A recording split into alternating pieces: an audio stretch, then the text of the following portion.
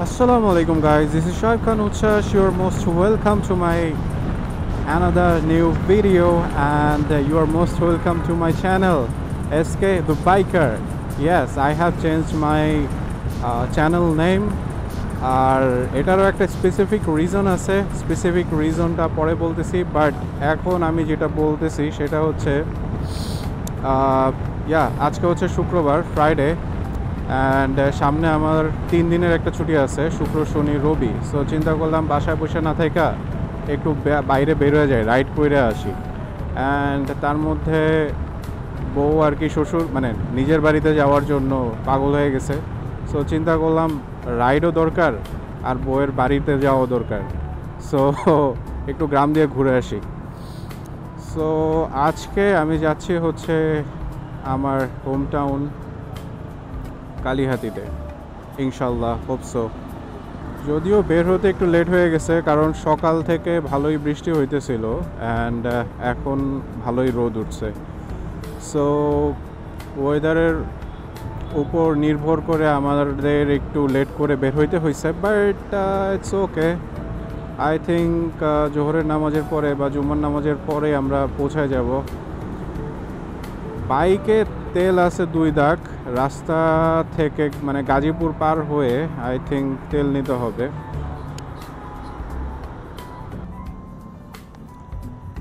চলে আসছি এই নর্থ টাওয়ারের এখানে, বাট এই নর্থ টাওয়ারের এখানে এখন নতুন ঝামেলা শুরু হয়েছে, যে জ্যাম, ঠিক আছে। বাট আপনারা দেখে অবাক হবেন যে এই জ্যামটা আসলে কিন্তু মানে নর্মাল জ্যাম না, এটা কৃত্রিমভাবে সৃষ্টি করা জ্যাম। এই যে এই মোড়টাতে সবাই বাস স্ট্যান্ডের মতো লোক উঠায় অ্যান্ড বাসগুলো দাঁড়ায় থাকে। Can you believe this is I think kinda express highway টাইপের, হ্যাঁ। অ্যান্ড এইখানে মানুষজন দাঁড়ায় দাঁড়ায় লোক উঠায়, লোক নামায়। লোক নামাইতে পারে, বাট উঠায় কিভাবে ভাই এই জায়গা থেকে?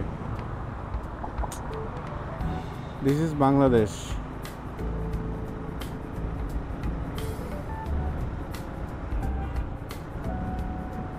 ওই যে সামনেও দেখেন যে জ্যামটা সৃষ্টি হয়েছে একদম পুরা এই লোক উঠা নামানোর জন্য।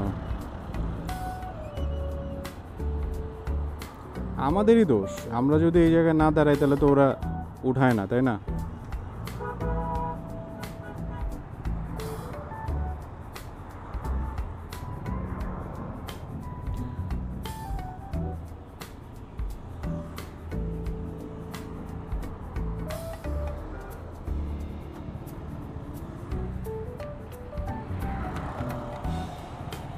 আরেকটা জিনিস দেখেন, আমাদের এখানে কিন্তু 3টা রোড, এই যে এই দিক দিয়ে আমরা যাচ্ছি, কারেন্টলি আমরা যে রোড দিয়ে যাইতেছি, অ্যান্ড ওই রোডটা একদম লাস্টের ওই রোডটা হচ্ছে আসার রোড, মানে উত্তরের দিকে ঢোকার রোড।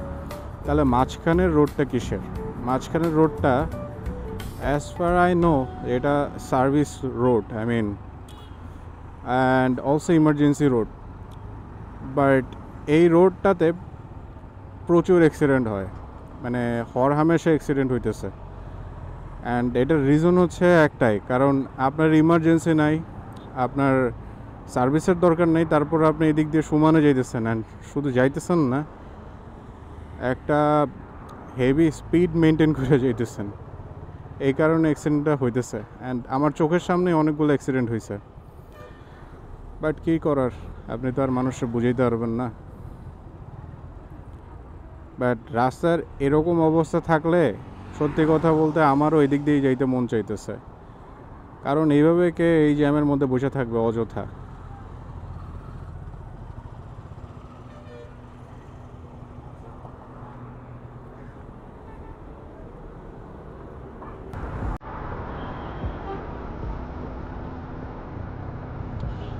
ভাই, এই গাজীপুরের এই রোডটাতে মানে শত শত ফ্লাইওভার দিছে, মানে ফুটওভার দিছে, অ্যান্ড এই ফুটওভারগুলো একটাও কাজের না। বলতেছে এই কারণে এত বছর ধরে কাজ চলতেছে, বাট এই একটা ফুটওভারও এখনও কমপ্লিট করতে পারে নাই তারা, একটা ফুটওভারও না। এই কারণে হাজার হাজার মানুষ রাস্তা পার হয় র্যান্ডমলি, অ্যান্ড এত রিস্কি বিষয়টা।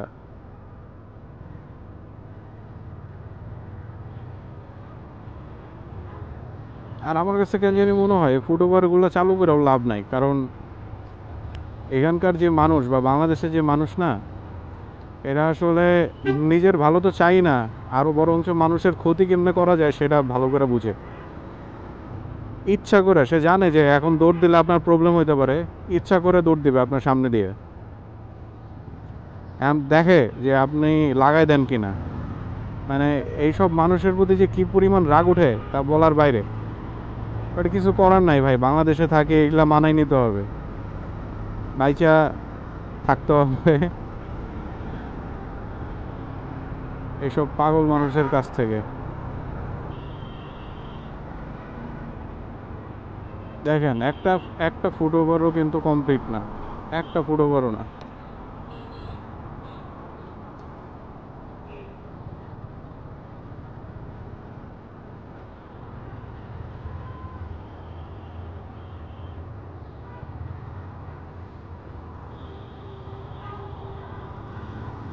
এই কারণে গাজীপুরের রোডটা মানে এত বড় করছে, এত কিছু, এত টাকা খরচ করছে, তারপরেও কাজের কাজ আসলে কিছুই হয়নি। সত্যি কথা বলতে, আপনারা যারা গাজীপুর রোডে যাতায়াত করেন বা যদি জানা থাকেন অবশ্যই কমেন্ট করে জানাবেন আসলে কোনো কাজের কাজ হয়েছে কিনা। যেই যেমন জ্যাম তেমন জ্যাম পরেই, যেমন মানুষ তেমন মানুষ, এই যে উল্টাপাল্টা হাত দেখা, হ্যাঁ। আর আমার কাছে মনে হয় যে অ্যাক্সিডেন্ট আগের থেকে আরও বাইরে গেছে।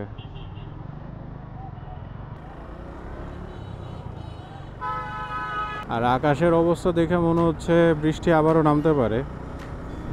সো প্যারা নাই, আমাদের এই রোডে থামার অনেক জায়গা আছে। থামার অনেক জায়গা আছে বলতে হচ্ছে মানে অনেক দোকান পাট আছে যেখানে ছাউনি আছে, আমরা দাঁড়াতে পারবো।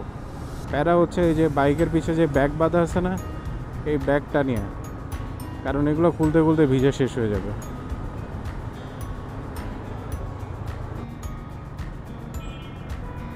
সো গাজীপুর চৌরাস্তা থেকে বাম দিকে মোড় নিয়ে নিছি, এখন আমরা উঠে গেছি হচ্ছে ঢাকা টাঙ্গাইল হাইওয়ের যে মেন রোডটা, সেই রোডটাতে। অ্যান্ড একদম সোজা রাস্তা। এখন গাজীপুরের যে রোডটা, এই রোডটা পার হইতে খুবই বিরক্ত লাগে। একে তো কিছুক্ষণ পর পর মানুষ ক্রস করে, অ্যান্ড খুবই র্যান্ডমলি, মানে জাস্ট হাতও দেখাবে না, দৌড় দিবে যে it's your responsibility to stop your car and save him or her. So যাই হোক, it's our responsibility. By the way, তারপরে ওখানে আরেকটা যে সমস্যা সেটা হচ্ছে বাসগুলা মানে জায়গায় জায়গায় দাঁড়ায় দাঁড়ায় মানে পুরো রাস্তাটা ব্লক করে রাখে। খুবই খুবই খারাপ অবস্থা। What can you do?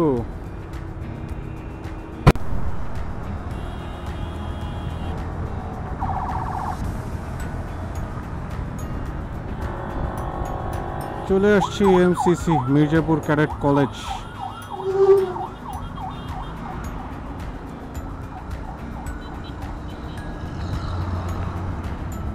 And বাসা থেকে বের হয়েছি এক্স্যাক্ট 50 কিলোমিটার হয়ে গেছে। I will take stop right নাও।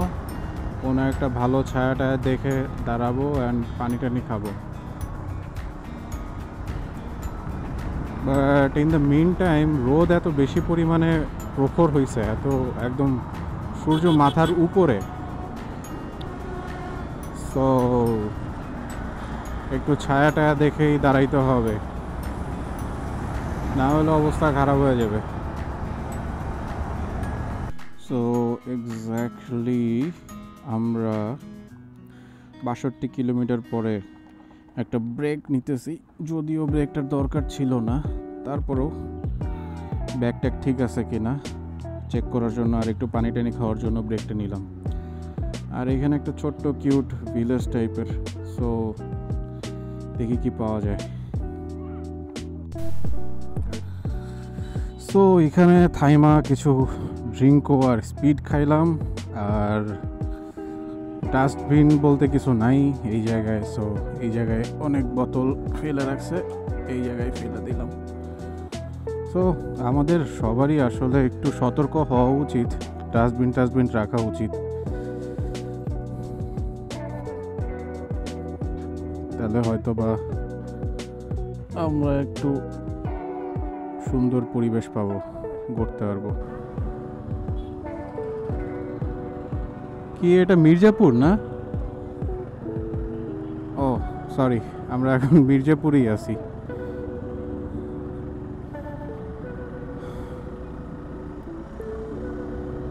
আবার রওনা হয়ে গেলাম, অ্যান্ড আই হোপ সো আর কত, আর 20 কিলো গেলেই পৌঁছে যাব, আর খুব একটা বেশি দূরে না।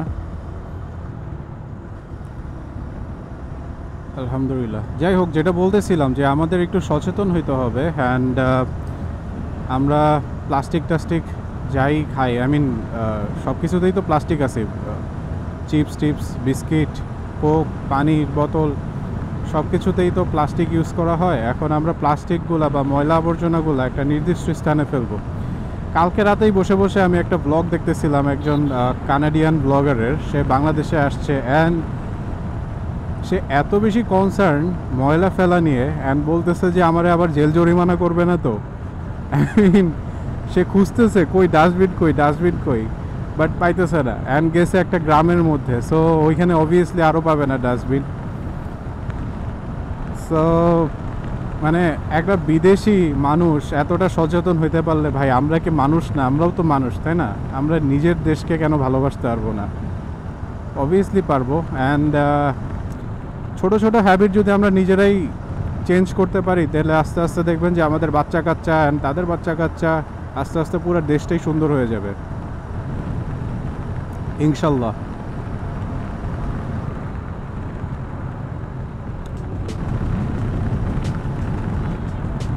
রোডের সাইডে যে সুন্দর সুন্দর ফুল গাছগুলো লাগাইছে পিঙ্ক কালারের, এই গাছগুলো আমার কাছে ভালো লাগছে, আমি বাসায় লাগাতে চাই। এগুলি কী গাছ ভাই? অনেক সুন্দর।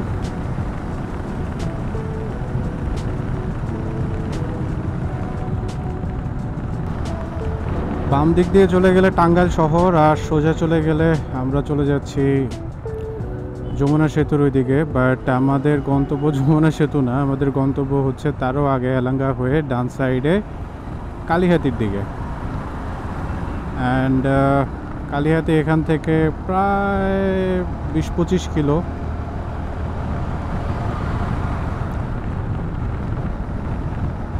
সো আই হোপ সো আর 20-25 মিনিটের মধ্যেই পৌঁছায় যাব ইনশাল্লাহ। দেখা যাক কি হয়।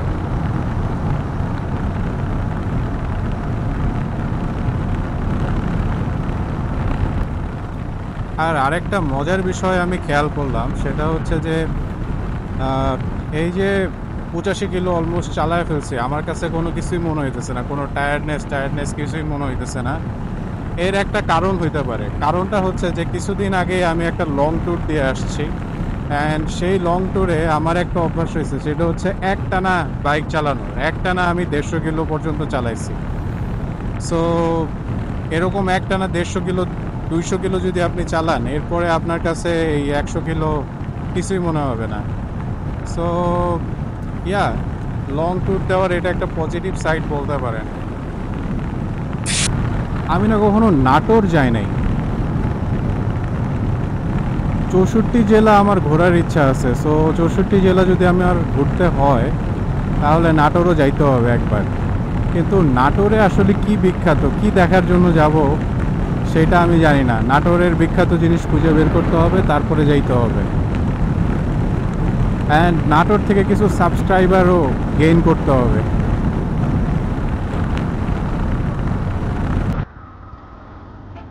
চলে আসছি কালীহাতিতে, কালীহাতি বাজার। So this is my home town. কতদিন পরে আসতাম রে ভাই। ও, এখানকার মানুষের জীবিকার আরও একটা বড় উৎস হচ্ছে কিন্তু এই কাঠ।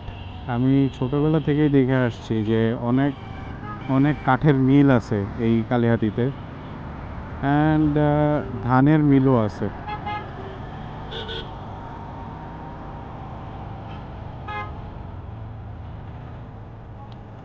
সো আমাদেরকে সামনে থেকে বামে চলে যেতে হবে। সো আজকের ভিডিওটা এখানেই সমাপ্ত ঘোষণা করতেছি। দেখা হচ্ছে কালকে অথবা নেক্সট ভিডিওতে। Till then be happy, do whatever you want without harming anyone. Tata.